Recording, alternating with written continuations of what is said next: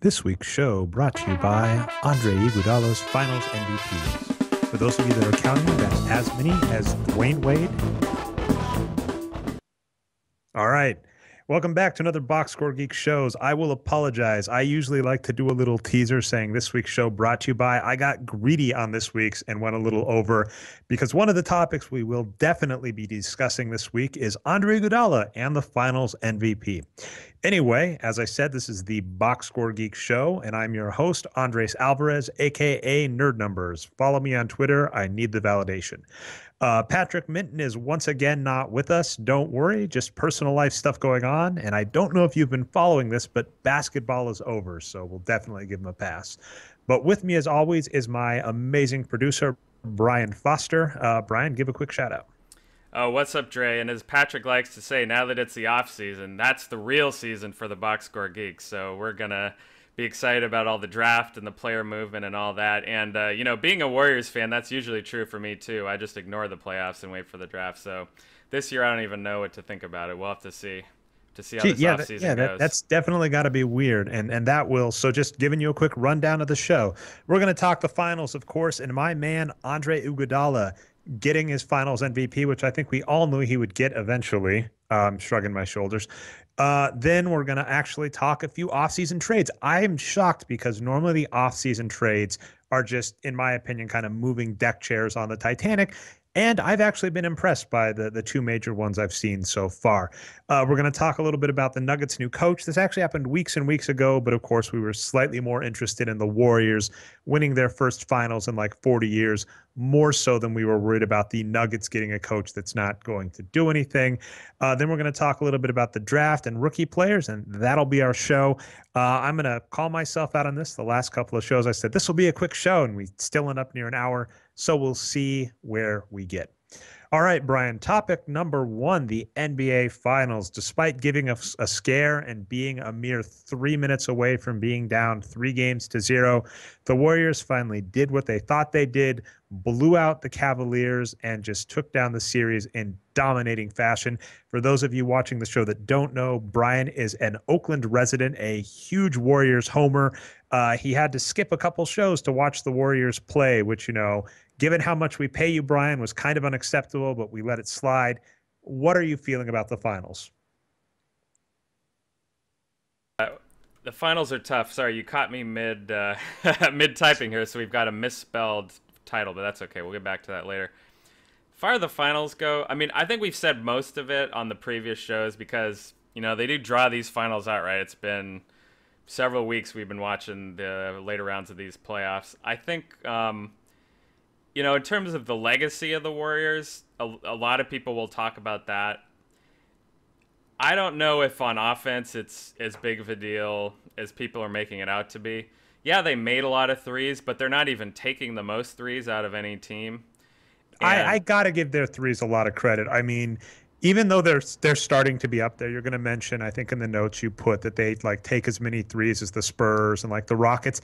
That's a new thing. I mean, I'll link you to a post I wrote a while back on possessions. You got to understand that teams actually shooting a ton of threes is a relatively new thing in the NBA.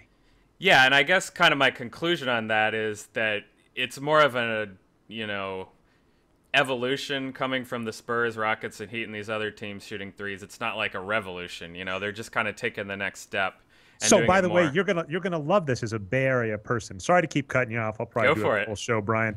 But one of the things we talk about, I think, is called the innovator's dilemma. And what people bring up is you don't want to be the first person to the party. So for instance, Apple computers and even more importantly, Windows, neither of them was the first person to the party in terms of innovating the modern computer. They built on other people's success. And that's a very popular thing in Silicon Valley. The biggest companies that we give the most credit to out there, Facebook, Apple, Google, none of these were the first people. They basically just saw really good ideas that were taking off and said, people don't realize how important this is. I'm going to get in on this. And the people doing it aren't doing it correctly. So the Warriors in that way are being the perfect Bay Area team going, hey, we may not be the first person to come to the three-point party. We may not even be the revolutionary people about it. I would obviously give the Spurs a lot of credit there and the Rockets, but they're doing it right. And that's a total Silicon Valley way to handle it.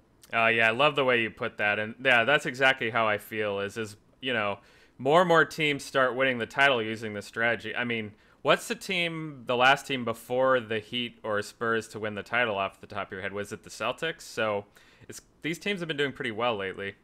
But on a defense, I think is the bigger question. I'm sorry, I gotta I'll cut let you back there answer because that. I think Sure. no, I think you cut out because you said what was the last team? What do you mean? What was the last team to win the finals doing what? Oh, so the only point is basically that this strategy on offense has been succeeding pretty well lately, the last few years. That I think that the Spurs and Heat have won the last few titles before this year. So, when is the last time a team that has been a little more adverse to taking threes and sending cutters and high pick and rolls and all that? It's been a while since we've seen a more old school team take a title. Let's be fair. I mean, what we've seen in the NBA, and this remains true, is that to win in the NBA, you need really good players.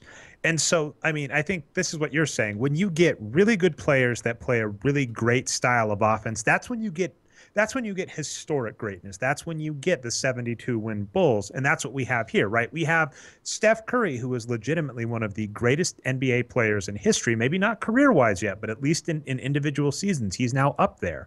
You get him playing the right style offense, that's where you get this. So I think you were saying, and in your notes, you say their innovative offense. I think your bigger point, if to steal from you, is basically we agree system can matter for wins, but it tends to be more important about having the right players.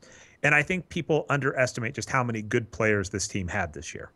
Yeah, exactly. No, and I think the defense they played is a lot more interesting. Going back to that again, we always say this every week, but we'll say it again. The only comparison really is those 72 win Bulls teams and teams like that where they play the small power forward Rodman, who has actually played like a big guy, and then the bigger guards, right? So, but with only one big man most of the time, or even zero for the Warriors in the last couple of games. But you pointed this out, like, and we're going to talk Andre Iguodala in a bit, and you're going to talk Draymond Green. It's not that they played. It's the idea of small ball has this idea that there's some intrinsic value to playing smaller players, and what we've basically said is to win, you've got to play good players. And if you have shorter, I'll put that in quotes, players that can do things like rebound and box out and play defense, then you can play them and get away with that. And that's what we said, I think, last week about the Warriors. We basically said, Kerr isn't really capable of rolling out a bad lineup unless he was just completely, unless he did like maybe Curry, Iguodala, Livingston, Klay Thompson, and Harrison Barnes. And even that lineup isn't that small when we look at what some of them are able to do. Yeah, and that's the whole thing is that, they have good big players and they have good small players, and they just decide to play their good small players instead of their good big players, right? So, of course, I complained about that a little bit. I'm saying, like, well, why not just get some rebounds? Are the small players really helping their offense that much? It felt more to me like they just had better luck making their uncontested shots in later games versus bad luck in earlier games. But, who knows? I'm not a coach. I'm just speculating, looking off the numbers. They said that getting small helped them get out and run more, so maybe it really did. But, yeah, in the end this is a more interesting trend, but will it continue? Yeah, we'll see. I mean, very few teams, probably no teams at all. The last one we can think of is those LeBron James Heat's teams, can actually roll out there those small lineups with guys that can rebound really well. So and you can't ever call LeBron James a small player, right? I mean, even if he's rolled out at small forward, this is a guy that is as one of my favorite. It's actually not a good movie, but I liked it. Is called Glory Road. And the reason I like it is they talk about their dominant center that they've recruited, and they mention his height at 6'7". I mean, the fact of the matter is LeBron James would have been a dominant center in the 60s in the NBA. The idea of him playing small forward is kind of a newer thing with the NBA getting bigger and stuff. So, I think small ball there should never be a system in the NBA for system's sake. It should always be based around the players you have and the talents they have. Yeah, and Heat fans can come in here and skewer me for this, but I remember they would run lineups out there at times, right? There would be like Haslam at center, LeBron at power forward, Mike Miller, Ray Allen, and Dwayne Wade, and that's a fairly small lineup, but still pretty good rebounders, pretty big guards. So, we're seeing these types of teams, and I think the real point is that you'll agree with. you can't just throw Corey Brewer out there at power forward and say that's a small team. It's actually got to be guys that can rebound.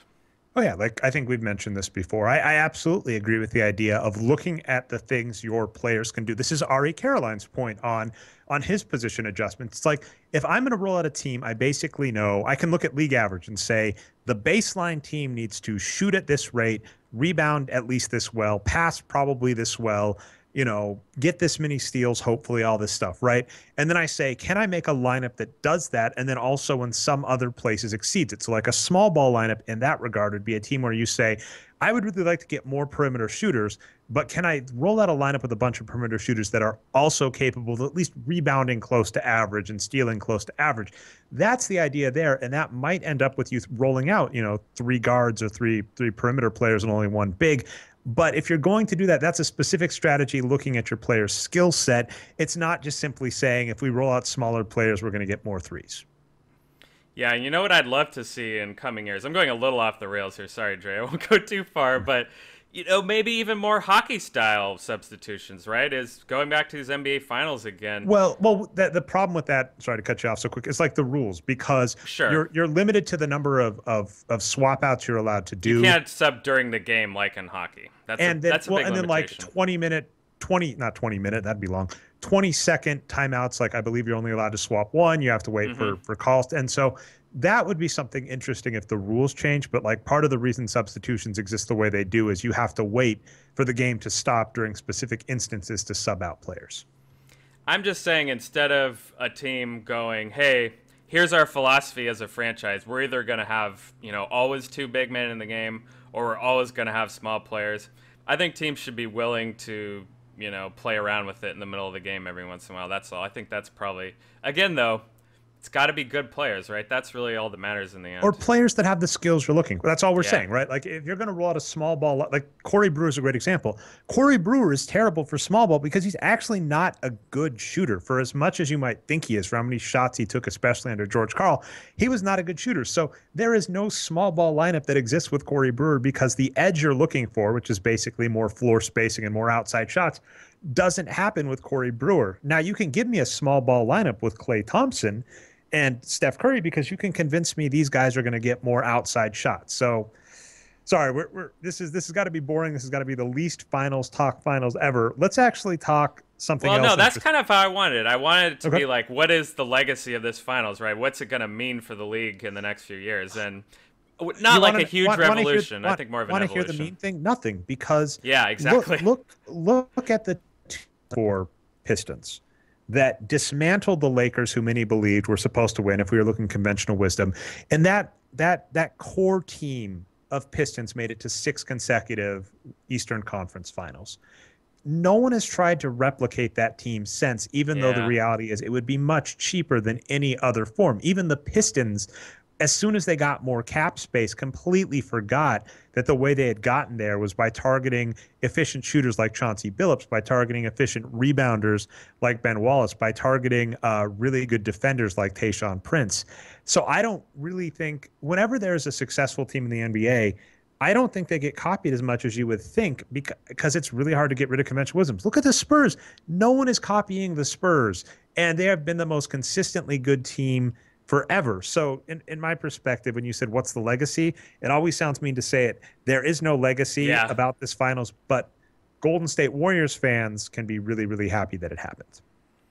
Yeah, I think, the one sort of thing that at least I'm seeing in the blogosphere, for whatever that's worth, is teams will be saying, yeah, we need to find a Draymond Green type of player. And he's not a player that scores a lot of points, so maybe that's a little something. But again, whatever people are saying, we'll have to see what the offseason moves are. And that's kind of the last thing I had for the Warriors is, I posted to our Google group that, I hope they'll get more ambitious and they'll try to go after another top 10 player. There's rumors they might go after Kevin Durant. And, Patrick was right. They're probably not making any moves. They're just going to ship out David Lee and that's it. So, there could be potentially some good movement there, especially since David Lee's contract is actually going to look good to some teams because it's almost up. Like that's the crazy part is David Lee's contract is horrible for a while when he was underperforming. It was super high priced. The new CBA, and I didn't even put this in the show notes, but we'll definitely talk it more in the offseason. The new CBA has things all sorts of wacky because, like, take this into consideration. Jimmy Butler just turned down a max contract extension offer from the Bulls because he wants a shorter deal because he knows the CBA is going to go up soon and the max deal is going to be worth more. So the next couple of years, in terms of contracts, in terms of trades, in terms of signing, is just going to be all over the place. And who knows what'll happen. Hopefully the Warriors are kind of keeping their finger on the pulse about the CBA stuff, and they might be able to use it to their advantage. Yeah, that's right. Several years ago, it felt like expiring contracts were a lot more coveted by teams than they are now. But if there's any year that teams are going to want expiring contracts, I would guess that it's going to be this year because not this offseason, but the next one, that's when they're really going to want to clear the cap space for. So, yeah. Yep. All right. Well, so try it again. Let's try it third time. Andre Iguodala is the Finals MVP. I mean, the reality, and I've seen a lot of people say this since, Jerry West is going to be the only Finals MVP on a losing team ever. I think it's pretty obvious. If even though we completely know that LeBron James did not actually shoot well, the fact that he almost averaged a triple double, the fact that he almost averaged 40 points a game, the fact that this series was supposed to be over in 4 and 5 and was very close to going to 7. The fact that LeBron James didn't get the Finals MVP just kind of proves that the voters. I think the funny thing from my perspective is this. It's very obvious that the voters know that winning matters. It's very obvious from voting that the voters don't quite understand what winning is. That's why, like, Derrick Rose can win the MVP in 2011. So that's what we can kind of see. The Finals MVP really means finals, winning player on the winning team. And the reality is, we were looking at this just before, Andre Iguodala probably deserves it. Actually, his production was quite good. And I'm actually going to take kind of a different stance because I think he got it for the wrong reason. I think that the logic that people are going to have is that Andre Iguodala deserves the Finals MVP because he was really good at defense. And while I think that the Warriors' defense is fantastic, I think defense itself for individual players is overrated. Ironically, right before this show, I didn't get into a discussion. I'll probably try and continue it later tonight. Wayne Winston and I briefly started talking about DeMarcus Cousins, so I'm going to talk a little more in a second. And basically, his argument is that adjusted plus minus, our thoughts on that, thinks DeMarcus Cousins is really good at defense. And the reality is, we know defense is important in basketball. I definitely think that people overrate the value of individual defense versus the value of individual offense. And I'm going to give you one simple stat that kind of shows the difference. On offense, there's an assist. Basically, LeBron James, we talked this last week, Brian.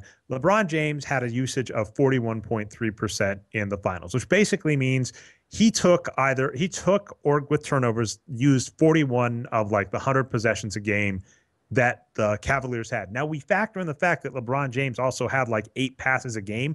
And oh my goodness, that means LeBron James was involved in like half of the play-ending plays on offense. You can't do that on defense because there is not an analog to the assist on defense. On offense, if LeBron James has the ball and gets double teamed and he passes the ball to a teammate who's open who takes the shot, that's amazing. LeBron James is still able to contribute on offense even when he's neutralized. Now, on defense, let's say Dellavedova locks down Steph Curry. Well, Steph Curry can pass the ball, and Dellavedova can't go with that pass. So if Steph Curry passes the ball to Klay Thompson, who's being covered by I don't even know the depth of the Cavaliers that well to say who might, be on Klay Thompson, obviously not LeBron.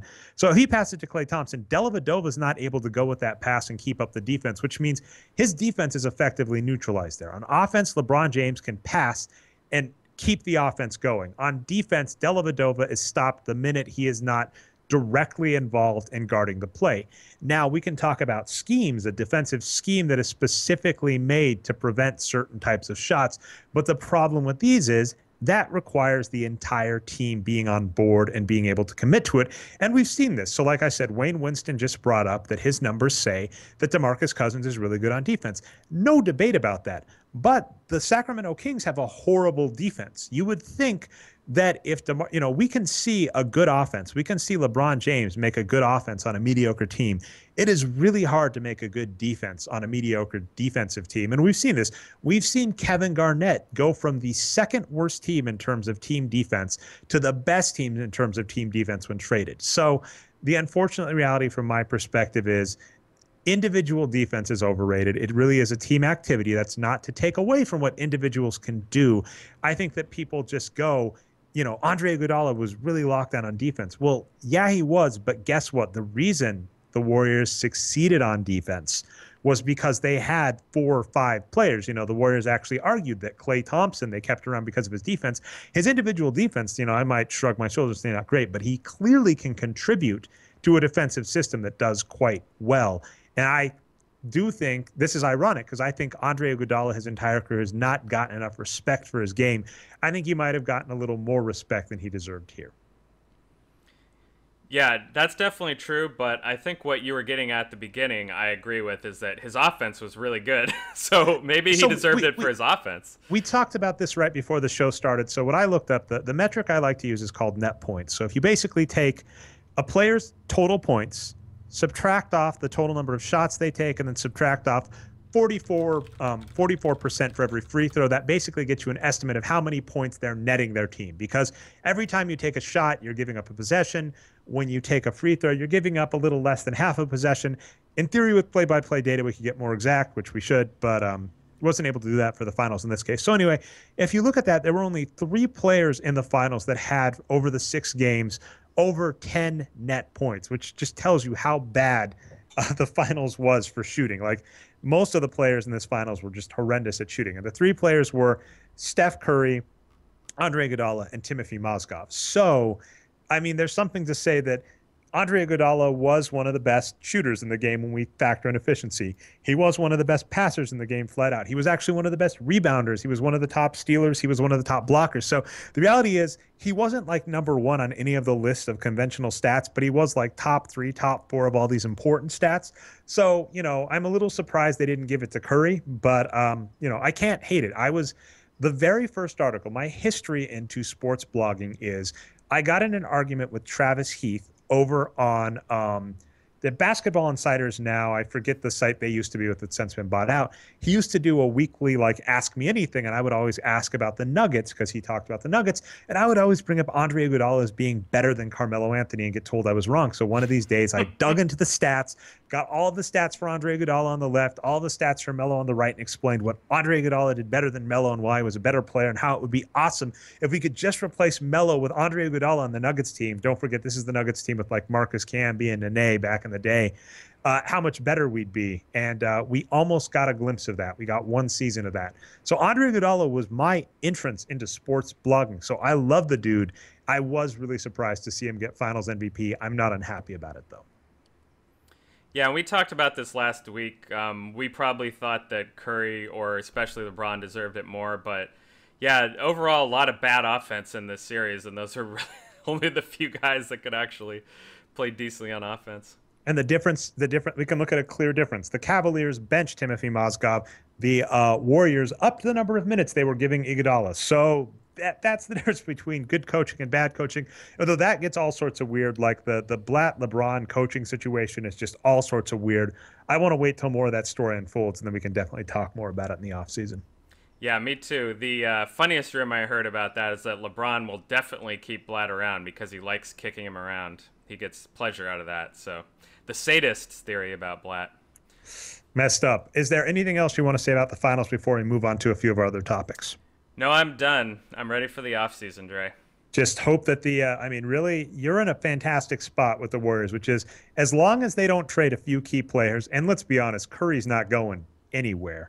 I mean, the only thing, the thing is, I'm actually kind of excited for the Warriors. If the Warriors can trade David Lee for a slightly better defensive big man, and I when I say defense, I want to stress higher rebounds, higher blocks, whatever that could maybe be a decent backup to Bogut. That could be a key thing. And the made up trade, which will never happen, but I joked about, is what if they tried to trade Klay Thompson and David Lee to the Clippers to try and get DeAndre Jordan? Never going to happen, but that was my joke. Do it now. Right. Okay, so like I mentioned, something had happened. Mike Malone got hired by the Nuggets a few weeks ago. We didn't really talk about it because the playoffs were going on.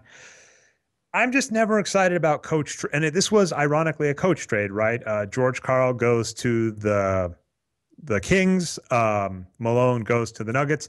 And let's be clear, both of these teams were non-playoff teams last year, and barring other moves, both of these teams should be expected to be non-playoff teams this year. I'm just, when the first thing you're worried about as a coach, coaches can matter, coaches can help, but this is the exact same thing we were saying about system earlier. You simply cannot get around the fact that the Nuggets just, are missing some good players and have some bad players that they need to get rid of. I mean, I really like Ty Lawson. I really like Kenneth Faried, but there are a couple more players that their bench is atrocious. Some of the players they filled after Masai Ujiri left are just horrible. So Malone might help, but he's not going to help until they get better players. And one thing that kind of bugs me, as I mentioned, I got into a brief tiff with Wayne Winston, and I'll probably try and keep it going after the podcast. I'm excited about this, but one thing I saw either close to average or below average for a big his entire career. The average forward center shoots about 53.5% true shooting. That's factoring in threes and free throws.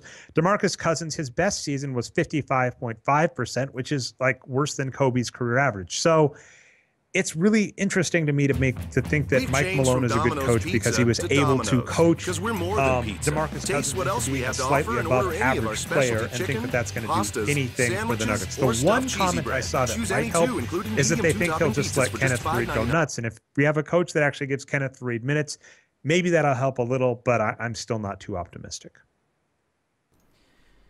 Yeah, absolutely. And I'm dealing with some technical problems right now, Dre, but everything you said about the Nuggets sounds right to me. And I don't want to put too much of a storm cloud on that, but there's a rumor that your boy George Karl is trying to take Lawson with him to the Kings. So watch out for that. I hope he does. I'm not going to lie. I mean, I like Lawson. I like seeing him in a good system. It's interesting. I would actually like to see the Kings succeed. Because Dean Oliver is on staff. I did like the press they got when Malcolm Gladwell did David and Goliath, and it kind of depresses me to see them falling for the same traps that we see a lot of teams fall for. So I'd like to see him do well, and I'd like to see Lawson do well. I don't know what the Kings have that the Nuggets would want to give up Lawson. So good luck on that, and it would be interesting to see. Yeah. All right. So actually, I was really impressed by two teams' trades. For the exact same reason, it turns out. So the two trades I want to talk about, and I've got the links to the trade comparison on the Boxscore Geeks site if you want to use it, Brian. But the Pistons traded Caron Butler and Sean Williams for Ersan Ilyasova. Now, what's fascinating about this trade is none of the players last season or even the last two seasons have been particularly good. But a few seasons ago, Ersan Ilyasova was really good. And so what excites me about this trade is essentially the best player currently, put that in quotes on this trade, is Caron Butler, but he's really old and we're not going to expect any upside on him. And Sean Williams has been around for a while and has never been that good. So what they're taking is they're getting rid of two players that don't help their team at all. And a rule I'll have in the NBA is if you have veterans with no upside on your team that aren't productive, get rid of them. There is nothing more useless for a roster than a veteran with no upside. You need to look for rookies with upside or productive players. If you don't have, or I'd say players with upside or productive players. If you don't have those, kick the player off the team. And so Ersan Ilyasova, I'm not optimistic that he's going to come back. He's had two poor seasons in a row, but a few seasons ago, he was really, really good. And so I'm actually excited to see there's upside there. If he can turn it around, it could do a lot of things for him. Another part that this is key for is that I believe the Pistons are looking at moving on Greg Monroe. And while I actually have liked Greg Monroe, he's been an above-average player. He didn't quite live up to some of the hype. When he started playing, he looked like he might be a very good player. And it looks like at best he's close to an average player, and he's going to command a high salary in free agency. So they're going to let go of an overpaid player, get rid of two veterans that don't have upside, and get a younger player with some upside. I love this move. Do I think that the Pistons are going to get more wins as a result? Probably not, but if they do, it's just gravy, and this is the type of move I like to see teams make. Now, on that note, another team that made the exact same move, basically, was the Los Angeles Clippers. They traded Spencer Hawes and Matt Barnes for Lance Stevenson. So Matt Barnes is basically equivalent to Caron Butler, a player that, who's been good in the past, kind of getting on in age and doesn't have a lot of upside. Spencer Haas a lot like Sean Williams, a player that's been around for a while, never been that great. Lance Stevenson was not good last season. It possibly injury, possibly other stuff. So I'm not expecting him to come back great, but we've seen him be great in the past, and he's still young. And his contract, it's a 1-year deal. That's the great part about Ersan Ilyasova, or sorry, about Lance Stevenson. I'm actually going to try and look up quickly if Ersan Ilyasova's contract is almost up, because basically that's the point: is you want to go for contracts that aren't too inhibitive to your team. So Lance Stevenson has basically a 1-year, $9 million deal. That is not hurting your team at all. If he has upside, fantastic. If he doesn't, you let him go. And you got rid of 2 players that aren't really helping you to get him. That is a great trade. And I'm going to do a quick look at the Pistons with Ersan to see how long his contract is, because if his contract isn't for that long, all right, actually, it's 1 year and then a non-guaranteed year in 2016, 2017. These were both fantastic trades, and I'm amazed because usually in the offseason, we don't actually see that many good trades. We don't see that many good signings. And so I've been thrilled by these. I was impressed that they happened so quickly. Good job, Doc Rivers. Just don't Austin Rivers. Get rid of Austin Rivers, and you've done good. Yeah, I mean, it's great from the Clippers' perspective, right? You lose Matt Barnes, who, is kind of a loose cannon. You bring in Stevenson, another loose cannon, who's a lot younger and more talented, so probably a big upgrade for them. From the other side, I'm not as sure. I guess, what is Jordan just saying? We got to cut our losses on Stevenson, so let's just ship him out. He has no value, and he's too big of a pain in the ass. I don't know what he was thinking on his side. Yeah, I mean, I think especially with his deal, like, I don't see a reason to do that. I didn't really understand that, but whatever, right? I guess he just wanted to get rid of him as soon as possible and move on. And in terms of the Bucks side, why they're giving up on Ilyasova, they're pretty stacked in the front court for one.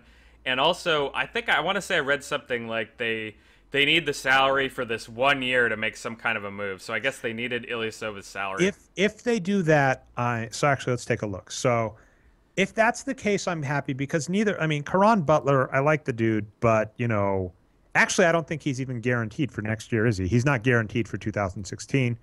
And Spencer and Shawnee, actually, this is a salary dump, because neither of those players is guaranteed for 2016. So basically, if they keep Caron Butler around for much less than $4.5 billion, no. If Caron Butler wants to sign for the minimum, fantastic, right? Keep him around as a bench player. Don't keep Sean Williams. He has no upside and has never been good. But if they use that cap to sign a good player, I'm all for that, because it's the same.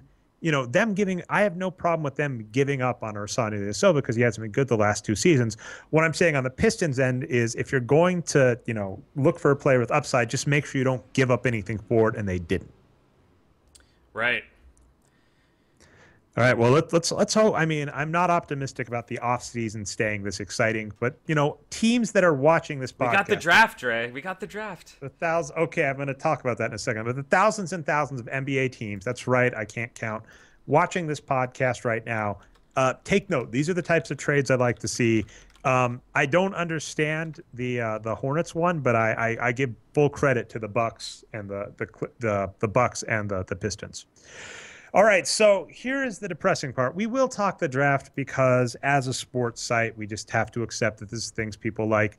And we might do a live cast. We'll see. They're definitely good sources for numbers. Lane Vashra has good stuff. Arturo might post some stuff over at his site. So there's a lot to talk about there. But I just progressively do not get excited about the draft, because, first off, any team in a good position with a good draft pick has to suck for that to be in that position. And they have to improve lots of things. Like, at best, that player that they draft is going to fix some of them, not all of them. So that team, even if they get a great star, just look at Anthony Davis. Anthony Davis with the Pelicans, well, he is one of the most transcendent players in NBA history. And the fact of the matter is, the Pelicans still aren't even close to being a competitive team, because they had many, many things wrong with them. And teams that have a lot of things wrong with them don't just suddenly learn how to be great. A good example I'll give you is, one of my favorite shows is Gordon Ramsay's Kitchen Nightmares. And the premise of the show is, a restaurant's in trouble, and their only hope is if Gordon Ramsay comes in and gives them advice on how to fix their restaurant. And usually, because it's on TV, right, he gives them, new equipment. He'll buy them a new stove or new pans, or he'll pay for a remodel on their restaurant, and he'll do a marketing campaign for them. And then if you look at it, most of these restaurants still fail. And that's not surprising because restaurants in general fail. So it's a lot like draft picks. Most draft picks never amount to anything. Most restaurants fail. But these restaurants actually fail at an even worse rate than we see normal restaurants fail. And it's not surprising. If you're in such dire straits that you would have gone out of business if a reality TV show with a Michelin star chef didn't come in and give you advice, well, when you take away the Michelin star and the camera crew, your restaurant's probably just going to fall back to it. So it's a lot of the same with these teams that are going to get top draft picks. So if you're excited about the draft, your team is probably bad and they're probably not going to get better. The top players usually can't fill all the gaps teams need, and even if they can, it takes them a couple seasons to get there. And then, like I said, the team that got that player is probably, so bad that they're probably going to keep doing bad things. Now, the exciting teams in the draft to me are 15 through 30, but the problem with these is these tend to be maintenance moves by good teams. And so watch what the Spurs do. Watch what the Rockets do. Actually, this will be a case to see if the Warriors have learned. Watch what the Warriors do. But these players aren't going to be great players, right? Because they're not highly touted prospects. These are going to be players that the teams are drafting to help keep them strong in the future. And that's not going to get a lot of, press from the people watching. So the simple reality with the draft is it's not going to make a difference for pretty much all the teams. Most of these players aren't going to amount to be NBA players. And it just, it sounds mean from my perspective, but you watch enough drafts and you just go, oh, everybody's getting excited over nothing. It's kind of like buying, scratch tickets. Most of the time, you're just going to lose. So, it's a little bit of a Debbie Downer on my note, but that's been where I've hit on the draft after years and years of watching it. I just love the immediate analysis from fans and the media, and again, to reference the blogosphere. Everyone is just so sure that their team took the absolute worst or best player in the whole world, no matter who that player is, before they've ever played a game. So, yeah, I think that fans should be tempered going in realizing, that draft pick probably won't matter at all. Exactly. All right, last topic, Brian. I think I put this on, but I've got another bit of an NCAA rant. So gonna give a preemptive shout out. As we mentioned, we have the best commenters in the world. You're the only reason we still have a comment section. But Boxscore Geeks fans, you're the best commenters in the world. I'm going to shout out 3 of you. So John Floyd, Andrew Sutton, and Dodgson in the comments. Unrelated topic to anything we talked about last week. But John Floyd mentions that he actually saw Jahlil Okafor at an airport and said that he looked out of shape. And then, getting a little worried about that, right? Like maybe he should be keeping himself in shape. And then we had 2 other follow-up comments from Andrew Sutton and Dodgson that were basically like, Andrew Sutton's basic point, the thesis was, even if he looks out of shape, it's on-court production that matters. And then Dodgson's point had a lot to do with, how is he going to keep himself in shape, right? He's not getting paid by the university. Maybe he's lazy and unathletic or whatever. But it's also really hard to judge players for not keeping themselves in shape as professional athletes when, until they're drafted, they're not getting paid to be professional athletes. And so I actually wanted to talk a little bit about this point because I really agree. I thought this was a fantastic tangent. And, the draft in general, another reason, Brian, you'll see me be less excited is it's a messed up system that doesn't exist in any other business. And I would be outraged. I mean, humble brag about my career. I was not a fantastic student, but I was getting a computer science degree. And then I got, I'll put this in quotes, drafted by Hewlett Packard for an internship right before I went to grad school. And this was awesome, right? Because Hewlett Packard is a big company, a big name. Now imagine if instead, if Hewlett Packard said, hey, we've got an internship open, we'd be happy to give it to you. If I was told, look, actually you're going to have to go into the draft. And in reality, this really tiny shop that can only pay you $10 an hour gets to hire you because they picked you. I would have been furious and outraged. And the draft works this way. I mean, the Lakers have had a lot of recent struggles in recent years, and so have the Knicks. And the reality with both teams is they could have actually been very good teams if they were allowed to spend money the way they wanted to. Do you think the Knicks and Lakers wouldn't have both given Anthony Davis a max contract or Blake Griffin a max contract? Of course they would, but the rules are in place that they're not allowed to. And then additionally, we have like NCAA rules that basically claim how much players are allowed to train, who they're allowed to train with, who they're allowed to interact with. So I can't get too mad at players before they're drafted by teams, even if they get out of shape, because the reality is the NCAA and draft system are in place. It's a messed up system. And it seems really odd to me to get mad at the players themselves as opposed to say, this may be systemic of the thing we have in place. Notice I tried to say systemic and then system right next to each other. Would have been horrible, but I'm going to let you know because I almost messed up there. Thing wasn't a great thing to say either. But, that's my basic point, and I kind of agree with the comments. I might be a little worried about Jahlil Okafor. I hope I'm saying his first name right. If I'm not, correct me in the comments, please. Obviously, I didn't watch him play in college. I don't watch a lot of college basketball unless it's the Wisconsin Badgers in the Final Four. But, I can't be too mad at the athletes for stuff like this because I don't think people realize how many weird rules are in place that legitimately prevent professional athletes, which every single NCAA athlete in the major sports really is, from actually behaving like a professional athlete. Yeah, I love that point. I need to go read all those comments now. And, to go back to the kind of judging the draft, what we were talking about earlier, there is a guy who produced really well in college a few years ago, and that's one thing we say, right, is that college production is probably an indicator of how good you're going to produce in the pros, even if it's in exact science, especially compared to one photo on social media. That probably shouldn't cancel it all out. But, yeah, the guy I'm talking about who did great in college, had a great NCAA run, but was too short and too fat and out of shape and fell down in the draft, Draymond Green.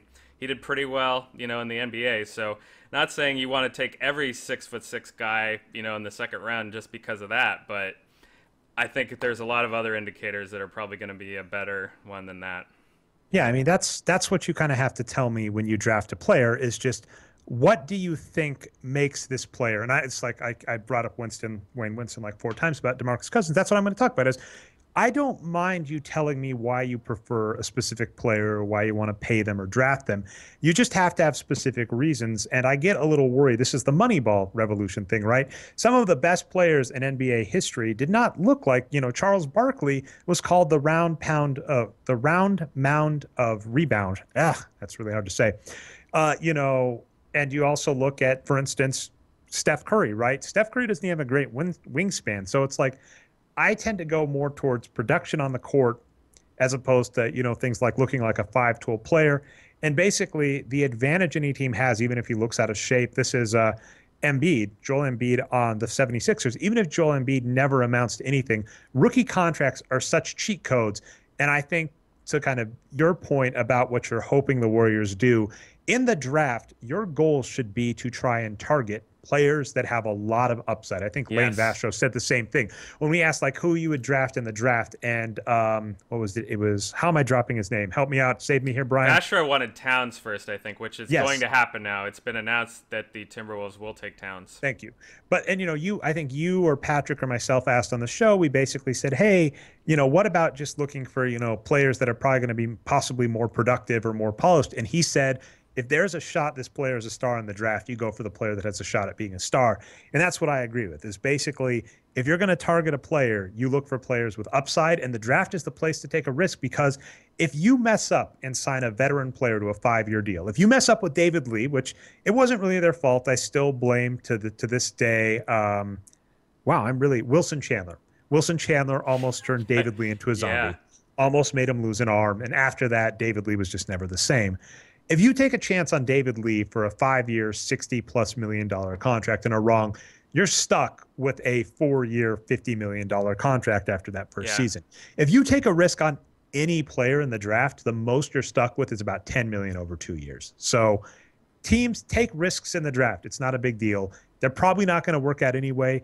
But if you've got a shot at a star, if you've got a shot at Steph Curry, someone showed a nice link. It was Steph Curry was picked right after the Timberwolves picked Johnny Flynn. Johnny Flynn was picked in front of Steph Curry.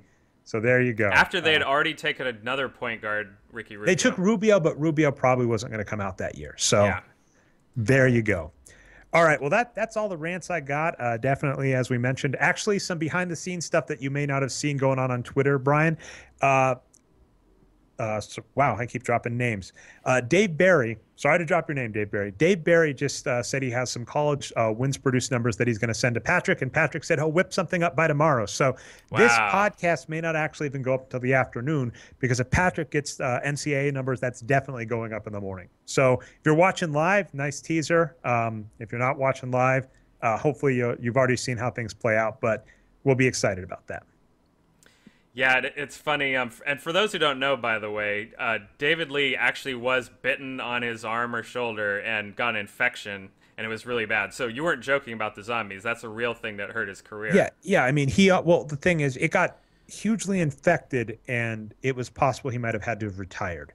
Yeah. And I think it's always really rough to watch professional athletes have major injuries and then come back not as good, and have people be really critical of them because it's kind of like, you can't tell them to stop playing, especially if they have a guaranteed contract, right? Because if he retires, he doesn't get paid, so he has to keep playing. And at the same time, it's kind of ridiculous to kind of blame them for that. And Patrick has brought this up before. People don't realize how hard rehab is. If your job is to be a professional athlete and suddenly your body just gets a major injury and you have to rehabilitate your body to play again, it would kind of be like, I have a college degree in computer science and years of experience. If suddenly you just went into my head and just erased a bunch of knowledge and said, okay, you have to go relearn all the stuff that you already knew to just get back to where you were at if you want to keep doing your job. Well, and also just think about this again for people that haven't had a lot of health problems or injuries in their life. You know, you're literally going into the facility and saying, I'm just going to cause myself extreme physical pain to rehab every day. Like, that's my job. That's not easy. Oh, heck no. All right. Well, anyway, that's all of the stuff I have for this week's show. Do you actually have a shout out, Brian, or do you want me to just go through mine? Oh, well, my only shout out is the Andre Iguodala Dad of the Year 2015 award that we're showing for your photo here on the overlay. The replica of the Larry O'Brien trophy was made by his son and given to him, so that was pretty cool. Awesome. Happy Father's Day, everyone. It was yesterday. Happy Father's Day. So I already gave the shout out to the comments section. I'll give a shout out to Dave Barry for handing out those numbers, and I'll cheat and give a shout out like you to Andre Iguodala, and then I'll give a last shout out to my brother Daniel Alvarez. It's not as much of a regular thing. I was debating about doing the Nerd Numbers podcast, its own thing, a while back, and that kind of started up and then dwindled down as I just came back into the Boxscore Geeks Show. But my brother and I actually recorded an episode about the WMAC Masters. This was a horrible television show in the 90s. We had an hour-long conversation about the show. It was kind of like a weird Street Fighter wrestling toyification show that lasted 2 seasons in the mid-90s. We talked over an hour on it. My brother actually edited together some clips from the show with our talk. So that's over at Nerd Numbers right now. I'll include the link. That's over at the Nerd Numbers show. I've got a podcast link for that as well. So I'll include those links in the show. But shout out to Daniel Alvarez for that. And I don't see much crossover if you're a sports fan, but if you want to hear about a horrible, horrible 90s TV show, you can listen to myself and my brother, who has a similar voice to mine, talk about it. They definitely have a cool logo, I have to say, with the dragon spitting flames. I'm going to check it out. All right. Sounds good. All right. With that said, if you found the show not through the site, you can find us at boxscoregeeks.com. You can find the show on iTunes and Stitcher as the Boxscore Geeks Show. If you want to subscribe, upvote us. That helps out the show. If you want to watch us live every week, we're on twitch.tv/nerd numbers. If you missed the live show, we put all of the video shows up on channel Nerd Numbers on YouTube. My name is Andres Alvarez. You can find me as Nerd Numbers on Twitter. My usual co-host is Patrick, who you can find as NBA Geek on Twitter. And then Brian, our producer, you can find as Boxscore Brian. Feel free to shout out to us if you want to see anything specific on the show. And with that, we'll see you next week.